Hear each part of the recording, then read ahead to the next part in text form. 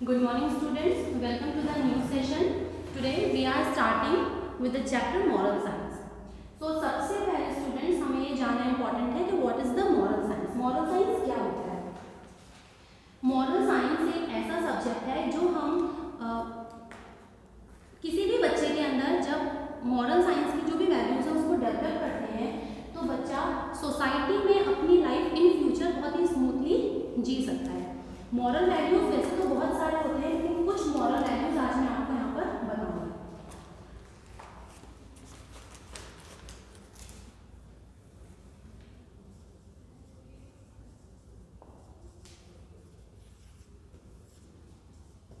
Moral values first is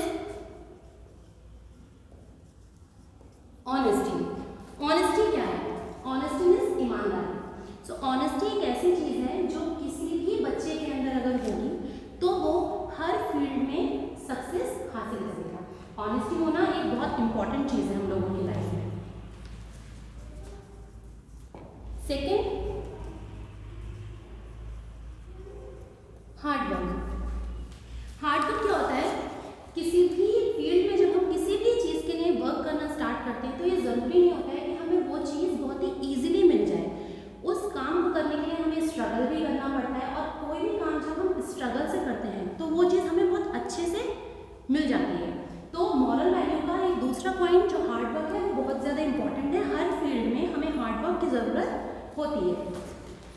third point,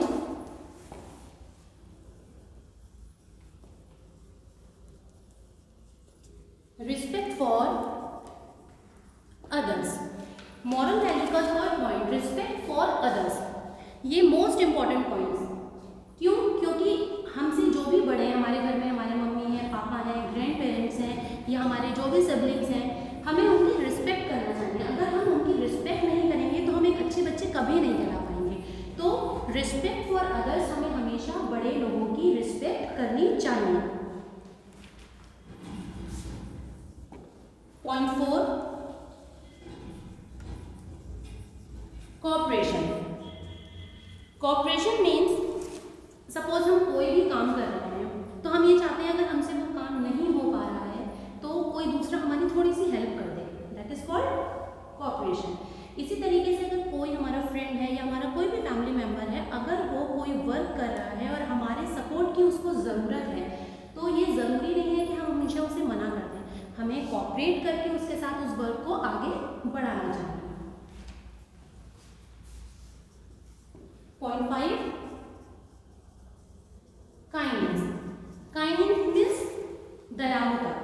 मतलब अगर कोई भी काम को इंसान कर रहा है तो हम अगर वो बहुत ज़्यादा थक गया है तो हमें उसके ऊपर होता है ना कभी कभी दया आने लगती है कि अरे इंसान बहुत ज़्यादा थक चुका है तो हम इसकी थोड़ी सी हेल्प कर दें। तो ये चीज़ हमारी काइंडनेस के अंदर आएगी। मतलब कोई भी अगर इंसान थक गया है किसी भी काम को करके तो हम उसकी हेल्प करके उसके काम को आगे बढ़ा सकते हैं। This is called kindness. Number 6 point, forgiveness. Forgiveness means चीज़ों को भूल जाना। कोई अगर हमसे मिसबिहेव कर रहा है या कोई भी ऐसा हमारा फ्रेंड है जिससे हमारी कभी लड़ाई हो गई है और वो हमसे इस चीज़ का अपोलोजाइज कर रहा है कि नहीं मुझसे मिस्टेक हो गई है, चलो हम दोबारा फ्रेंड्स हो जाते हैं, तो इस चीज़ को भूल कर अपनी फ्रेंडशिप कंटिन्यू रखना, दिस इज कॉल्ड फॉरगिवनेस। इसी तरीके से कोई भी हम वर्क करते हैं, हमारी किसी से लड़ाई हो जाती है या किसी से कोई गलती हो जाती है, उस गलती को छोड़कर दोबारा एक अच्छे से एक साथ मिलकर वर्क करने को हम कहेंगे फॉरगिवनेस। सो ये मॉरल वैल्यूज होते हैं जो हमें अपनी लाइफ में फॉलो करने चाहिए। इससे हमारी लाइफ इन फ्यूचर बहुत अच्छी हो जाती है। It is easy to choose the right direction when we know our values। अगर हमें ये सारे मॉरल वैल्यूज हैं, हम इनको फॉलो करते हैं तो हमारी लाइफ में क्या चीज़ अच्छी है या क्या चीज़ बुरी है, इस चीज़ को हम बहुत इजीली फाइंड आउट कर सकते हैं कि हमें राइट डायरेक्शन में जाना है या हमें रॉन्ग डायरेक्शन में जाना है। इसे आप इस तरीके से समझ सकते हैं।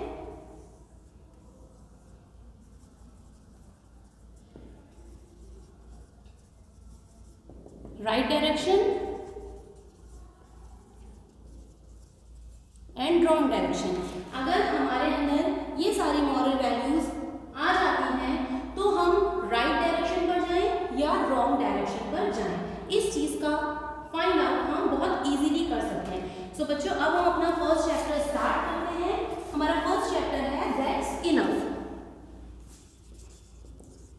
चैप्टर 1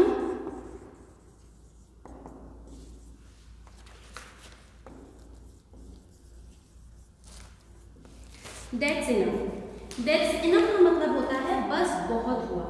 बस बहुत हुआ। कभी कभी क्या होता है, हम कोई भी वर्क करते हैं, वर्क करते करते हम मेंटली बहुत ज़्यादा डिस्टर्ब हो गए, या कोई हमें परेशान कर रहा है, हम उससे बहुत ज़्यादा डिस्टर्ब हो गए, तो हम लोग क्या बोलते हैं, दैट्स इनफ। मतलब अब बस बहुत हुआ, अब मैं इस इंसान को लेसन सिखाऊंगा कि इसने ऐसा मेरे साथ क्यों किया। तो ये पूरी स्टोरी हमारी इसी पर बेस्ड है कि दैट्स इनफ मतलब बहुत हुआ। आप देखते हैं इस स्टोरी में क्या है। There were once 2 doors in a house. एक घर था, उसमें 2 doors थे। डोर्स सभी को पता है, डोर मतलब दरवाजा। हम सभी के घर में डोर्स होते हैं, तो एक घर था, उसके अंदर 2 doors थे। Once was a beautiful living room door and the other was just an ordinary bathroom door. उस जो वो घर था उसमें 2 doors थे, एक लिविंग रूम का था और एक बाथरूम का था। लिविंग रूम वो रूम जहाँ पर गेस्ट आते हैं तो हम उनको बिठाते हैं, उनका वेलकम करते हैं। उस रूम को हम बहुत ज़्यादा डेकोरेट करते हैं, वहाँ पे हम बहुत अच्छी अच्छी चीज़ों को लाकर रखते हैं ताकि जो भी उस घर पे आए, उस रूम के अंदर आए, वो थोड़ा सा क्या अट्रैक्ट हो जाए उसको देखकर। तो लिविंग रूम वो हुआ।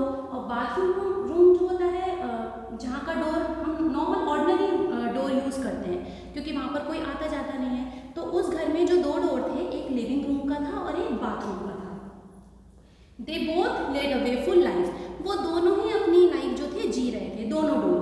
The house was full of naughty childrens. उस घर में बहुत शैतान बच्चे थे। Who were always slamming and kicking the door. वो बच्चे हमेशा उस डोर को, स्लैमिंग मीन्स बंद करना, एंड किकिंग लात मारना। तो वो बच्चे जो थे उस डोर को हमेशा खोलते थे, बंद करते थे और अपनी लेग से उसको किक किया करते थे। ईच नाइट, हर रात, व्हेन एवरीवन वाज अस्लीप, जब पूरा घर सो जाया करता था, the door would talk about their miserable lifes. तो वो जो दोनों डोर थे वो आपस में मिसरेबल लाइफ्स मतलब अपना दुखी जीवन, मतलब जो भी उन्हें दिन भर में परेशानियां होती थी, तो वो दोनों डोर आपस में अपना पूरा दिन का जो उनका दुखी जीवन था वो एक दूसरे से बातें करके शेयर किया करते थे। The living room door was always sick and tired and ready to explode with anger. जो लिविंग रूम का डोर था वो हमेशा बहुत ज़्यादा दुखी रहता था और बहुत ज़्यादा थका हुआ रहता था, और वो इतना ज़्यादा डिस्टर्ब था कि वो कभी भी फूट सकता था, मतलब वो कभी भी गुस्से में कुछ भी बोल सकता था। But the bathroom door would काम हिम डाउन। लेकिन जो बाथरूम डोर था वो हमेशा उस लिविंग रूम के डोर को समझाया करता था कि इतना गुस्सा मत किया करो, नॉर्मल रहा करो, ये सारी चीज़ें वो उसको बताया करता था। Saying don't worry it's normal. और उससे कहा करता था कि ये बार बार हमें खोलना, बंद करना या किक करना ये नॉर्मल सी बात होती है। दे आर चिल्ड्रन, ये छोटे छोटे बच्चे हैं। दे विल सून लर्न, ये जल्दी ये चीज़ें सीख जाएंगे कि हमें इस तरीके से हर्ट नहीं करना चाहिए। They are children, they will soon learn, put up with this a little longer and you will see that things will get better. तो कुछ दिन इन लोगों के साथ यहाँ पर रहो और फिर तुम देखोगे कि ये बच्चे हमें प्यार करने लगेंगे, मतलब हमारे साथ कुछ भी ऐसी चीज़ नहीं करेंगे जो हमें हर्ट करे। And so the living room door would calm down for a while. और ये सारी बातें सुनकर कुछ देर के लिए जो लिविंग रूम का डोर था वो समझ जाता था और शांत हो जाता था, और थोड़ी देर के बाद जब फिर बच्चे उसको परेशान किया करते थे तो वो लिविंग रूम का जो डोर था वो फिर से एंग्री मूड में आ जाया करता था। However one day after a big party, एक दिन उन लोगों के घर पे बहुत बड़ी सी पार्टी को ऑर्गेनाइज किया गया। And countless slamming and kicking off the door, और जितने भी लोग वहाँ पर आए वो सब उस डोर को खोल रहे थे, बंद कर रहे थे और किक कर रहे थे। The living room door finally lost his cool and screamed. अब जो लिविंग रूम का डोर था फाइनली उसे बहुत तेज गुस्सा आ गया और उसने अपने आपा खो दिया। दैट्स इनफ, जो कि हमारे चैप्टर का नाम है दैट्स इनफ। जो लिविंग रूम का डोर था उसने कहा बस अब बहुत होगा। The next some time slay me I am going to break and they will learn a lesson. उसने कहा अगर अब की बार मुझे किसी ने थोड़ा सा भी किक किया तो मैं फिर इन लोगों को सबक सिखाऊंगा। दिस टाइम, इस समय, he refuse to listen to the bathroom door. उसने बाथरूम डोर की कोई भी बात नहीं मानी, क्योंकि हमेशा बाथरूम डोर जो था वो उसको समझाता था, तो इस बार बाथरूम डोर की उसने कोई भी बात नहीं मानी। The next day next morning the first time he was slam, जैसे ही फर्स्ट टाइम किसी ने उसको स्लेम किया, उसे बंद करा तेज से, the living room door broke, living room का जो दरवाजा था वो टूट गया। This caused great confusion in the house, अब घर में एक बहुत बड़ी कन्फ्यूजन पैदा हो गई। क्यों? क्योंकि हम लोगों के घर में क्या होता है, कोई भी सामान, अगर छोटा सा भी सामान होता है, अगर वो टूट जाता है तो माइंड में टेंशन सी हो जाती है ना कि अरे अब ये सही करना है या इसको रिप्लेस करना है या इसको बनवाना है। तो ये उस घर के लोगों में, उन लोगों के माइंड में ये चीज़ आ गई कि अरे अब ये कन्फ्यूजन हो गई, अब तो ये टूट गया। The children were warned to be more careful, बच्चों को ये समझाया गया कि बहुत ही केयरफुल होकर सारे दरवाजों को खोलना और बंद करना। The living room door was proud about what he had just done, finally he had tested sweet revenge. Revenge का मतलब होता है किसी से बदला लेना। जो भी चीज़ें फैमिली वाले उन बच्चों को समझा रहे थे, ये सारी बातें वो बाथरूम, जो लिविंग रूम का डोर था, वो सुन रहा था। उसको बहुत अच्छा लग रहा था कि मेरी वजह से बच्चों की डांट पड़ रही है, और उसको ये लग रहा था मैंने बहुत ही प्यार से मीठा सा एक बदला इन लोगों से ले लिया है।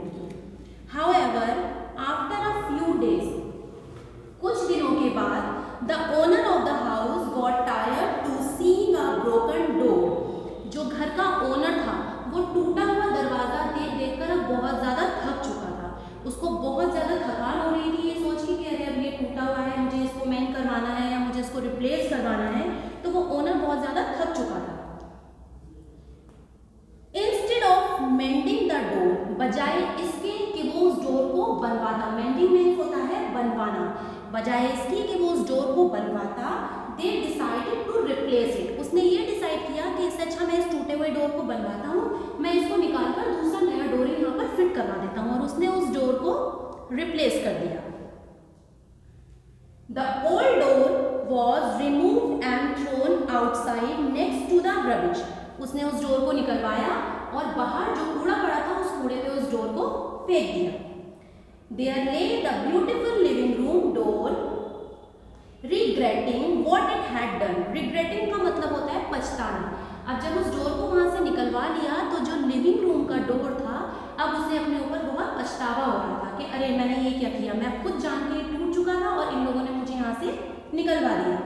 For not being able to put up with things just a little longer, it now found itself thrown out, waiting to be turned into sawdust. Sawdust का मतलब होता है जब लकड़ी खराब हो जाती है तो उसमें से बुरादा गिरने लगता है लकड़ी का। This is called sawdust. तो उस डोर ने सोचा कि अगर मैं थोड़ा सा पेशेंस रखता और घर के अंदर रहता बिना टूटे, तो आज मैं इस हालत में नहीं होता कि मैं बुरादा बन बन के गिर रहा हूँ। Meanwhile, his friend, the ordinary bathroom door, remained in its place, and the children treated it very carefully. जो बाथरूम डोर था उसके अंदर बहुत पेशेंस थे, तो वो वहीं पर मौजूद था, और अब बच्चे उसके साथ बहुत अच्छा ट्रीट कर रहे थे क्योंकि उनके पेरेंट्स ने उनको ये चीज़ सिखा दी थी, और बाथरूम डोर आराम से अपनी जगह पर ही था। Fortunately, the living room door did not end up as sawdust. Living room का जो डोर था जो कि कूड़े में जाके गिर चुका था, अब वो हल्के हल्के बुरादा उसमें से गिरना स्टार्ट हो गया था, लेकिन वो पूरी तरीके से स्पॉइल नहीं हुआ था। Instead, a poor man found him amongst the rubbish, and although the door was broken, एक बहुत ही गरीब आदमी था, उसने उस डोर को कूड़े से उठाया और वो अपने उसको घर ले गया। The man knew that his door was the best of would be able to find for his poor house. वो जो पुअर मैन था वो ये जानता था कि ये डोर जो मुझे मिला है, मैं उसे लाकर एक अच्छा सा डोर बना सकता हूँ और अपने घर के दरवाजों पे लगा सकता हूँ। The door in turn was happy to have the chance to be a proper door. Again, अब वो डोर लिविंग रूम का जो डोर था, क्योंकि उसको बहुत ज़्यादा अफसोस हो रहा था अपने ऊपर कि मैं टूट गया और उसके बाद फिर मुझे बाहर निकाल दिया गया, तो उसको एक अच्छी सी फीलिंग आ रही थी कि चलो मुझे किसी ने तो उठाया जो मुझे अपने घर पे लगाएगा और मैं एक प्रॉपर फिर से डोर बन जाऊंगा। And to gracefully accept the discomforts of a job as hard as being a door. इसके बाद उसको ये रियलाइज हुआ कि मैं डिस्कम्फर्ट में ज़रूर था, लेकिन अगर मैं थोड़ी सी भी हेल्प करता अपनी खुद की कि चलो अगर मैं टूट रहा हूँ तो मैं प्रॉपर तरीके से खड़ा रहता हूँ, ये लोग मुझे दोबारा से बनवा देंगे। लेकिन उसने क्या करा, अपनी ही वजह से वो उस घर से निकाला गया। तो बच्चों इस स्टोरी में हमें 2 मॉरल वैल्यूज मिले। फर्स्ट मॉरल वैल्यू हमारे लिए यहाँ पर ये था, क्योंकि हर मॉरल वैल्यू की स्टोरी में एंड में हमें कोई ना कोई मॉरल निकल कर हमारे सामने आता है। तो इस स्टोरी में हमें 2 मॉरल वैल्यूज मिले। फर्स्ट मॉरल वैल्यू हमारे लिए ये हुआ कि हमें कभी भी किसी को हर्ट नहीं करना चाहिए, जो कि बच्चे उस डोर को करते थे। और सेकेंड मॉरल वैल्यू हमारे लिए यहाँ पर ये था कि जो डोर था उसके अंदर पेशेंस बिल्कुल भी नहीं थे। अगर वो थोड़ा सा भी पेशेंस रखता तो आज वो भी उस बड़े से घर में ही एक डोर की तरह रहता। तो उसके अंदर पेशेंस नहीं थे। लास्ट में उसने वो पेशेंस सीखे कि मुझे पेशेंस रखने होंगे, जैसे कि बाथरूम डोर रखते थे। बच्चों ये स्टोरी हमारे यहाँ पर खत्म हुई। मैंने जो जो डिफिकल्ट वर्ड्स जिसकी हिंदी आप लोगों को बताई है वो मैं बोर्ड पे मेंशन कर रही हूँ। प्लीज़ वीडियो को पॉज करके इन सारी मीनिंग्स को आप लोग अपनी नोटबुक में नोट डाउन करेंगे and please right neat and clean. First is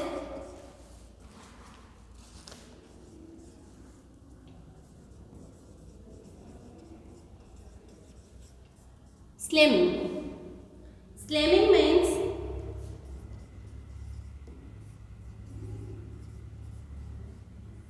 बंद करना, क्योंकि वो जो इस स्टोरी में जिस तरीके से बताया गया कि वो बच्चे बार बार स्लैमिंग करते थे, मतलब उस डोर को बंद करते थे। तो स्लैमिंग मीन्स होता है बंद करना।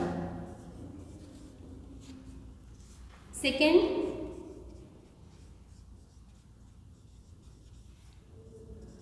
किकिंग। किकिंग मतलब जब हम किसी भी चीज को अपने पैर से पुश करते हैं, मारते हैं, this is called kicking.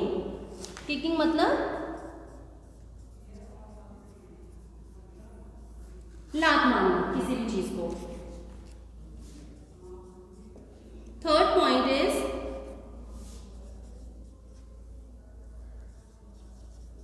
Miserable. Miserable मतलब होता है दुखी होना। बहुत ज्यादा हम परेशान हैं किसी चीज को लेके, दुखी हैं, तो उसे हम कहेंगे मिसरेबल।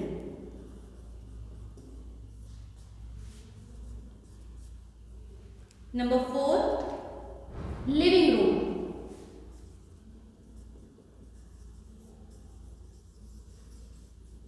हमारे घर में बहुत सारे रूम होते हैं जहाँ पर हम लोग सोते हैं, दिस इज कॉल्ड बेडरूम। जहाँ पे हम लोग खाना खाते हैं, जहाँ डाइनिंग टेबल हमारी पड़ी होती है, that is called dining room. और जहाँ पे हम मेहमानों को बिठाते हैं, जहाँ पे कोई भी गेस्ट आता है हमारे घर में, उस गेस्ट को हम बुलाते हैं, उसका वेलकम करते हैं और उसको बिठाते हैं, वहाँ हम कहते हैं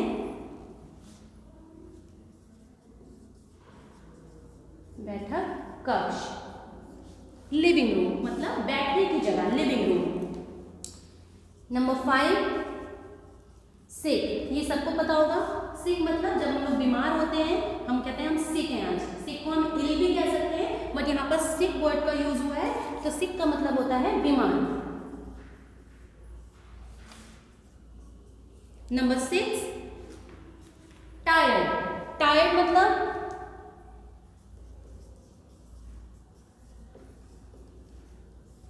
थकान। जब हम बहुत ज़्यादा काम करते करते थक जाते हैं, कोई भी काम करेंगे हमें लगता है कि अब हम ये काम नहीं कर पा रहे हैं, हमें बहुत ज़्यादा थकान सी लग रही है, तो उस थकान का मतलब होता है टायर्ड।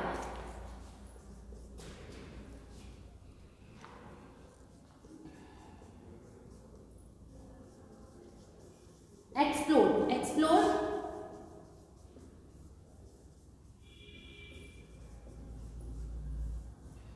विस्फोट होना। एक्सप्लोड मतलब किसी चीज से बहुत ज्यादा ऊब जाना, और ऊबने के बाद हम अचानक से मतलब हम अपना मेंटली जो हमारा होता है पेशेंट, वो फटने लगता है कि हम ये काम नहीं कर सकते, तो चीजों को सहन करने की शक्ति खत्म हो जाना, this is called explode.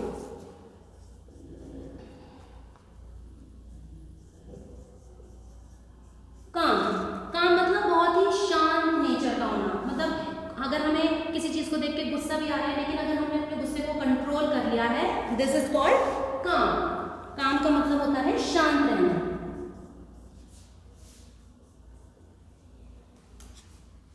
Next however. ये छोटे छोटे वर्ड्स हैं जिनकी मीनिंग आप लोगों को पता होनी चाहिए।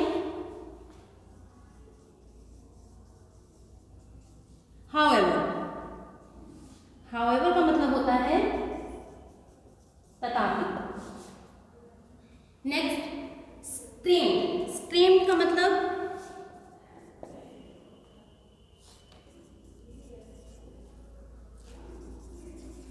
स्क्रीम मतलब चिल्लाना। हमें बहुत तेज गुस्सा आ रहा है किसी चीज को लेकर, हम बहुत तेज से चीखते हैं, चिल्लाते हैं, तो इसका मतलब होता है चिल्लाना। इसके अलावा भी बहुत सारे डिफिकल्ट वर्ड्स हैं इस चैप्टर में। आप लोग इन सभी डिफिकल्ट वर्ड्स को अपनी नोटबुक पे नोट डाउन करेंगे। Next, refused.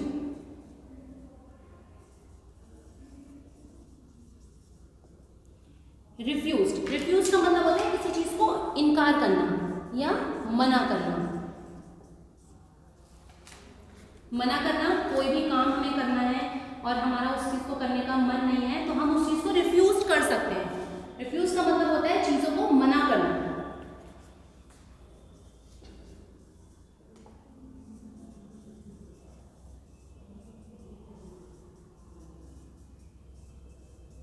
नेक्स्ट है रिवेंज।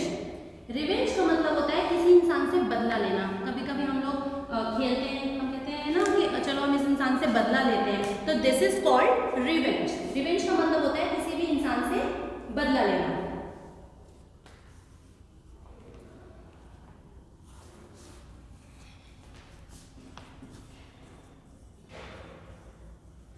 सॉडस्ट। सॉडस्ट का मतलब होता है बुरादा।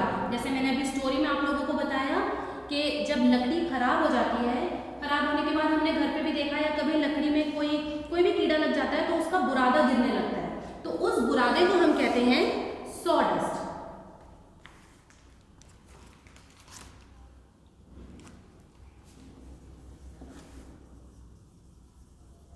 ब्रोक का मतलब होता है टूट जाना। ये वर्ड हम यूजुअली अपने घरों में यूज करते हैं। ब्रेक हो गया, ब्रोक हो गया, तो इसका मतलब होता है कोई भी चीज जब हमारी टूट जाती है, this is called broke.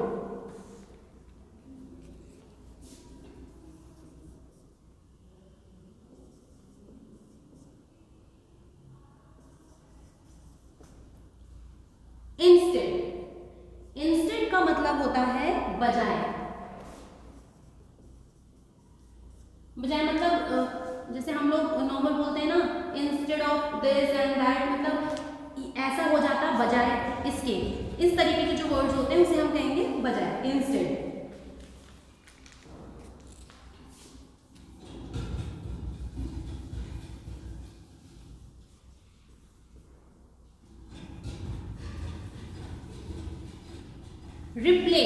Replace मतलब जब हमें कोई चीज पसंद नहीं आती है या हमें किसी चीज को चेंज कराना। रिप्लेस को हम दूसरे वर्ड्स में चेंज भी कह सकते हैं। रिप्लेस या चेंज दोनों का मतलब सेम होता है, लेकिन यहाँ पे रिप्लेस वर्ड यूज हुआ है, तो रिप्लेस का मतलब होता है बदलवाना किसी भी चीज को। सो बच्चों, ये दैट्स इनफ स्टोरी जो है बहुत ज्यादा इंटरेस्टिंग स्टोरी है। इसे आप लोग एक बार दोबारा जरूर पढ़िएगा। जितने भी मैंने डिफिकल्ट वर्ड्स यहाँ पे नोट डाउन कराए हैं, इसे आप अपनी नोटबुक पे राइट करेंगे। Please right neat and clean.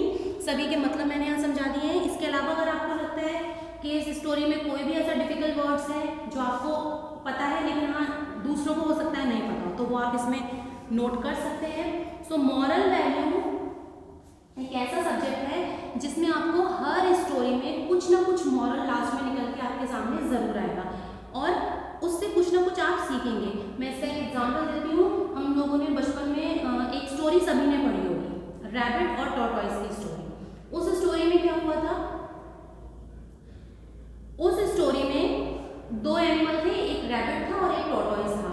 दोनों ही फ्रेंड्स थे। दोनों ने एक बार क्या करा था, रेस के लिए बोला था कि हमें रेस करनी है, लेकिन जो रैबिट था वो अपने आप को बहुत ज़्यादा क्लेवर समझता था कंपैरिजन टू टॉर्टॉइस। जो टॉर्टॉइस था वो बहुत ही ज़्यादा सिंपल था, बहुत ज़्यादा इनोसेंट था, ऑनेस्ट था, जो कि मॉरल वैल्यू में यहाँ पर हमारा फर्स्ट पॉइंट है ऑनेस्ट। वो बहुत ज़्यादा ऑनेस्ट था। तो उसमें स्टोरी में क्या हुआ था, जो रैबिट था वो उसने रेस स्टार्ट करी थी और वो जाके ट्री के नीचे आराम से लेट गया था, ये सोच के कि मैं तो बहुत ज़्यादा क्लेवर हूँ, टॉर्टॉइस की जो स्पीड है वो बहुत ज़्यादा स्लो है, जब तक वो यहाँ पर आएगा तब तक मैं इस रेस को जीत जाऊँगा।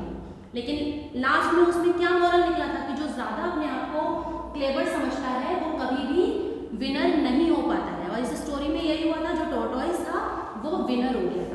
क्योंकि उसने अपने ऑनेस्टी की वजह से और अपनी इनोसेंस की वजह से इस रेस को जीत लिया था, और रैबिट जो कि बहुत ज़्यादा अपने आप को क्लेवर समझता था वो हार गया था। तो इससे हमें क्या मॉरल निकला इस स्टोरी से? यही कि हमेशा हमें क्लेवर होकर वर्क नहीं करना चाहिए। अगर हम ये सारी क्वालिटीज़ अपने अंदर लाएंगे तो हम हर फील्ड में सक्सेस हासिल कर सकते हैं। हमारे अंदर ऑनेस्टी होना बहुत इंपॉर्टेंट है, हार्ड वर्क होना बहुत इंपॉर्टेंट है, रिस्पेक्ट फॉर अदर क्वालिटी हमारे अंदर होना बहुत इंपॉर्टेंट है, कोऑपरेशन हमारे अंदर होना इंपॉर्टेंट है, काइंडनेस एंड फॉरगिवनेस।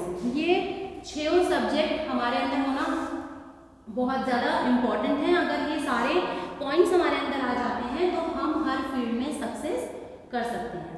इसके अलावा इसमें बहुत सारी स्टोरीज हैं, आगे मैं आपको पढ़ाऊंगी। सो बच्चों, we have completed this chapter और इसकी एक्सरसाइजेस मैं आपको भेज दूंगी। सो प्लीज़ आप लोग अच्छे से थैंक यू सो मच।